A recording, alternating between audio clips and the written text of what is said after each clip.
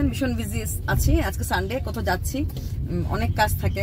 যদিও আপনারা বলেন কি ব্যাপার, কোনো কাজ নেই, কর্ম নেই, এখানে ম্যাজিক পিন্ডি চটকান না। সকালবেলা আমি পিন্ডি চটকাতে পছন্দ করি না, এভরিডে সকালে আপনি দেখবেন আমি চেষ্টা করি একটা পজিটিভ ভিডিও দিতে। চলুন, হ্যাপি গুড মর্নিং। আমি যখন ভিডিওটা পাবলিশ করবো হয়তো গুড আফটারনুন হয়ে যাবে, কিন্তু গুড মর্নিংটা বলেই শুরু করলাম সবাইকে। আচ্ছা, পজিটিভিটি নিয়ে করবো, পিন্ডি নয় পরে চটকাবো। চলুন, পিন্ডি চটকাচ্ছি, এখন পজিটিভিটি বলছি। সাথী, দুদিন ধরেই সাথী আমার কন্টেন্ট, আপনারা দেখছেন সাথী আমার কন্টেন্ট। দেখুন, আমরা অনেকই বড় বড় কথা বলি, দর্শক পুত্র সমকন্যা যদি পাত্র বিশেষ হয়। একটা মেয়ে কেন তার বাবা মার পাশে থাকতে পারবে না?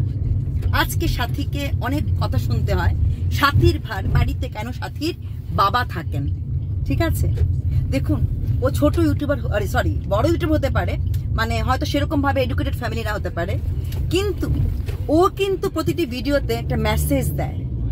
আমার ওই কথাটা করে খুব ভালো লেগেছে যে ও বলেছে যদি কোনো পুত্র তার বাবা মার ভার নিতে পারে, তাহলে মেয়ে হয়ে যখন আজকে আমি কিছুটা কামাই করছি, মানে রোজগার করছি, তাহলে কেন আমি আমার অসুস্থ বাবার ভার নেব না? ওর বাবার দুবার অ্যাটাক হয়েছে, স্ট্রোক হয়েছে, এবং ডান দিকটা প্যারালাইসিস। যথেষ্ট চেষ্টা করেছে ও এই ফিজিওথেরাপি করে, মানে হাঁটা কিছুটা ঠিক হয়েছে, কিন্তু ডান হাত এবং ডান পা নড়তে পারে না। সাথী তার বাবা মার একমাত্র সন্তান, এবং অনেকের প্রশ্ন, বাবা মা একসাথে কেন থাকে না? মা অসুস্থ থাকে, মার পক্ষে সম্ভব না একা বাবাকে এতটা দেখভাল করার। তার জন্য এই মেয়েটা বাবাকে নিয়ে এসেছে, কারণ সাথীর বাড়ি ভর্তি লোক। সাথীর বাড়িতে সাথীর শাশুড়ি মা আছেন, শাশুড়ির ননদরা আছেন, এবং সাথী কি বলেছে, যতটা আমি আমার বাবার খেয়াল রাখি এর থেকে অনেক বেশি খেয়াল রাখে আমার ননদ কাকুলি। কারণ বাবা খেতে অতটা ভালো করে পারেন না, মুখ ধোয়াতে পারেন না বলে আমি শুধু খাবারটা দিই বাবাকে, বাকি যে থালে জল দিয়ে দেওয়া, মুখ ধুয়ে দেওয়া, সবটাই কিন্তু আমার ননদ করে।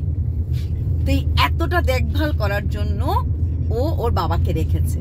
আর সাথীর মা নিজে কিন্তু ভিডিওতে এসে বলেছে যে যেদিন আমার দিদিভাই মানে আমরা এখানে জানি বেআইনদেরকে দিদিভাই বলা হয়, যে আমার দিদিভাই আমার স্বামীকে দিয়ে দেবে, ফেরত দিয়ে দেবে, আমি নিয়ে চলে যাব। হ্যাঁ, মানে একটু সুস্থ হয়ে যাবে বা দেখভাল করার জন্য। প্লাস ওর মা মোটামুটি রোজ দিনই ওর বাড়িতে আসে, খুব কাছেই বাড়ি। তাই আমাদের কি চলাফেরা, একটা ছোট্ট কথা নিয়ে একটা বড় কথা ক্রিয়েট করে নেওয়া। তাই এই সামান্য একটা কথা নিয়ে তোমার বাবা কেন থাকে, তোমার বাবার সাথে মার কি মিল নেই, তোমার বাবা আমাদের ঝগড়া কিনা, এসব কথা বলে একটা কন্ট্রোভার্সি ক্রিয়েট করা। হ্যাঁ দিদি, আপনি বড় কথা বলছেন, আপনি কি কন্ট্রোভার্সি নিয়ে ভিডিও করেন না? হ্যাঁ করবোই তো, আমাদের তো কাজই এটা। কিন্তু যেখানে পজিটিভিটি বলা, এটা আমি বলবোই।